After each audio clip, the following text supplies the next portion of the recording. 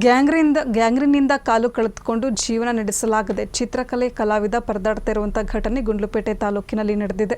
ಯರಿಯೂರು ಗ್ರಾಮದ ಗೋವಿಂದ ಶೆಟ್ಟಿ ವಿಶೇಷ ಚೇತನರಾದರೂ ಗೋಡೆ ಬರಹ ಹಾಗೂ ಬ್ಯಾನರ್ಗಳ ಬರವಣಿಗೆ ಮೂಲಕ ಜೀವನ ಸಾಗಿಸ್ತಾ ಇದ್ರು.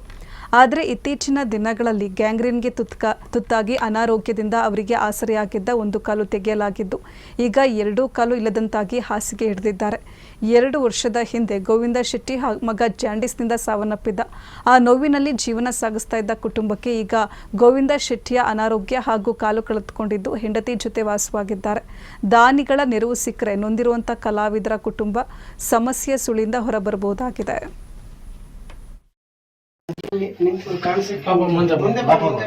ಒಂದು ತಿಂಗಳಿಗಾಗುವಷ್ಟು ಆಹಾರ ಧಾನ್ಯವನ್ನು ಕೊಡುವ ಮೂಲಕ ನಮ್ಮ ಕೈಲಾದಂಥ ಸಹಾಯವನ್ನು ಮಾಡಬೇಕು ಅಂತೇಳಿ ಕರುನಾಡ ಯುವ ಶಕ್ತಿ ಸಂಘದ ಅಧ್ಯಕ್ಷ ಮುನೀರ್ ಪಾಷಾ ಅವರು ಮುಂದೆ ಬಂದಿದ್ದಾರೆ.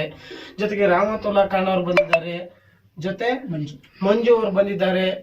ಈ ರೀತಿ ನಾವು ಈ ತರ ಅವ್ರು ನೋಡಿದಾಗ ಅವ್ರ ಪರಿಸ್ಥಿತಿಯನ್ನ ನೋಡಿದ್ರೆ ನಿಜವಾಗ್ಲೂ ಕೂಡ ಒಂಥರ ಮಣಕಲಕುವಂತ ಪರಿಸ್ಥಿತಿ. ನೋಡಿ, ಅವ್ರಿಗೊಂದು ಚಿಕ್ಕ ಮಗು ಇದೆ, ಅವ್ರ ಕುಟುಂಬ ಇವತ್ತು ತಬ್ಬಲಿಯಾಗಿ ಬೀದಿಗೆ ಬಂದಿದೆ. ಇಂಥವ್ರನ್ನ ಅಟ್ಲೀಸ್ಟ್ ಇರುವಷ್ಟು ದಿನ ಕಾಪಾಡುವಂತ ಒಂದು ವ್ಯವಸ್ಥೆಯನ್ನ ಸರ್ಕಾರದ ಯೋಜನೆಗಳಾಗ್ಬೋದು, ಸಂಬಂಧಪಟ್ಟಂತ ಇಲಾಖೆಯವರವರು ಕ್ರಮ ವಹಿಸಿ ನೋಡಿ, ಅವ್ರಿಗೊಂದು ವಾಸ ಮಾಡ್ಲಿಕ್ಕೂ ಕೂಡ ಒಂದು ಮನೆ ಕೊಟ್ಟಿಲ್ಲ. ಇಂಥ ನಾಗರಿಕತೆ ಕಾಲದಲ್ಲಿ ಒಂದು ವಾಸಕ್ಕೊಂದು ಮನೆ ಇಲ್ಲ.